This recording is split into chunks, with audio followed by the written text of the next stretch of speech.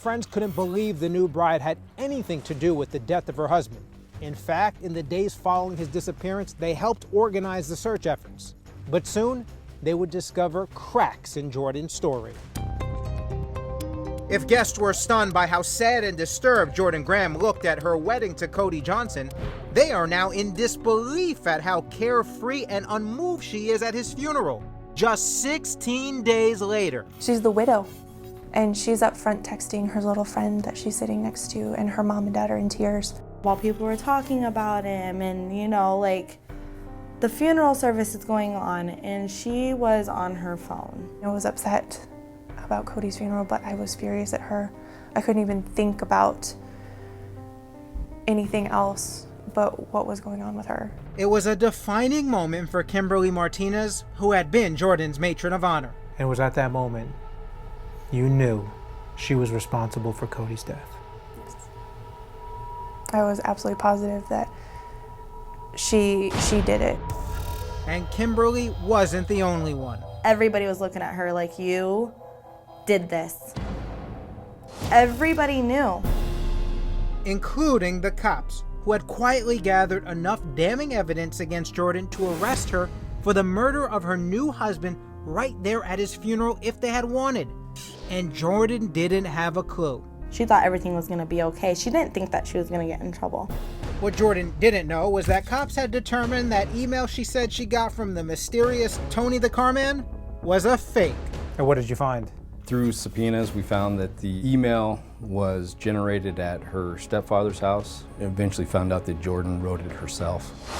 Police had also uncovered evidence that Jordan was with Cody at Glacier National Park the night he died. At first, Jordan Graham tried to tell investigators she wasn't with her husband. One big problem with that, of course, is this surveillance camera at the entrance of the park. There's a photo of a car matching the description of Cody's. You can see two occupants inside, looked like Jordan and Cody. Cell phone tower records also placed Jordan and Cody in the park that night. Subpoena the cell phone records from her cell phone company, and you get time frames and time stamps. The FBI take Jordan into custody at her home soon after Cody's funeral. She was brought into the Kalispell Police Department, and she stood in a room with me and two other federal agents, and she was informed she was under arrest for the murder of her husband. She didn't even flinch. There wasn't even an emotion. Until Jordan is confronted with the overwhelming evidence against her. At which point she broke down and cried. And then she tells all to the FBI, admitting in this audio recording that she hadn't been happy in their 8-day marriage. Kind of was feeling, should have we waited a little bit longer and then got married? I wasn't feeling like it's on cloud nine. Jordan also admits she and Cody had been arguing at home on the night of his death. And it was decided they would go to Glacier National Park. Her and Cody then went to the park, proceeded up to the loop, and upon arrival at the loop, they walked across the road and they walked down the loop trail. Here, Jordan picks up the story in her own words. I didn't want to do that show because I was afraid he could fall, and he said I could do this with a blindfold on, and he said I could just put it on, take a step, and I wouldn't even fall. But it kept going through my head that, you are going to fall or something, and then we were arguing some more. And he went to grab my arm or my jacket, and I said, no, I'm going to defend myself. So I kind of let go and I pushed, and he went over. Plummeting 300 feet to his death.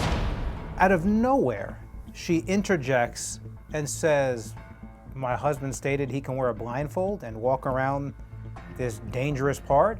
As odd as that is, yes. A black rag that could have been a blindfold was found near Cody's body at the bottom of the ravine. Was there a connection? Only one person knows the answer to that. That's Jordan Graham. Lead detective Corey Clark believes Jordan may have blindfolded Cody as part of a sex game to lure him to Glacier National Park, quoting statements from church friends who were with Cody earlier on the day of his death.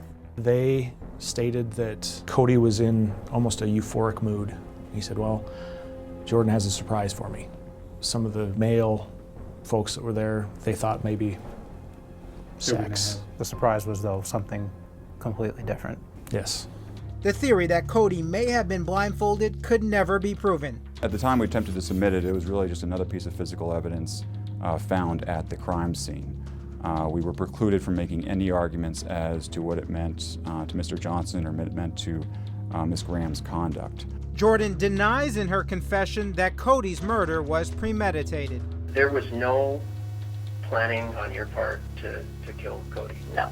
Okay. You hadn't planned that until this whole thing just kind of happened in the heat of the emotion and the passion of that situation. But Jordan admitted it was no accident. She stated that he had turned his back to her, he was facing the cliff, and that's when she went up to him and with both hands pushed him in the back off the cliff. So he would have fallen face first down the hill. Why did you continue to turn around and then push him off?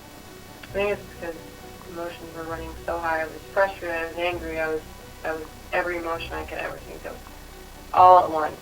And just, I've never felt like that before. I've never experienced such high emotions. Jordan was charged with first-degree murder, second-degree murder, and making misleading statements. Jordan originally takes a plea of not guilty. That is correct. Then she changes her plea during trial? That's right. Shortly before the case was going to be argued to the jury, she decided to enter a plea of guilty to second-degree murder. Jordan Graham is sentenced to 30 years in federal prison with no chance of parole, in a case that won't soon be forgotten by anyone involved in it. It is the first time in my experience as a lawyer, 8 days of marriage and ending it with a homicide. To this day, I still wonder what actually happened just before she pushed Cody off the edge of that cliff. And Cody's mom would like the answer to just one question. Why did she do it? If she didn't love him, why did she get married? Why did she say yes to the proposal? That's still the question in my mind to this day, is why. Well, Jason is back now from Montana. Jason, I have to ask, that's also my number one question. Of all the options that Jordan had available to her, she chose murder? Exactly. She could have gotten an annulment, not got married to begin with, marriage counseling, divorce, left him. I asked everyone that same question, and nobody had an answer. I want to ask you about her friends. Did any of them have to take that difficult step and testify against her?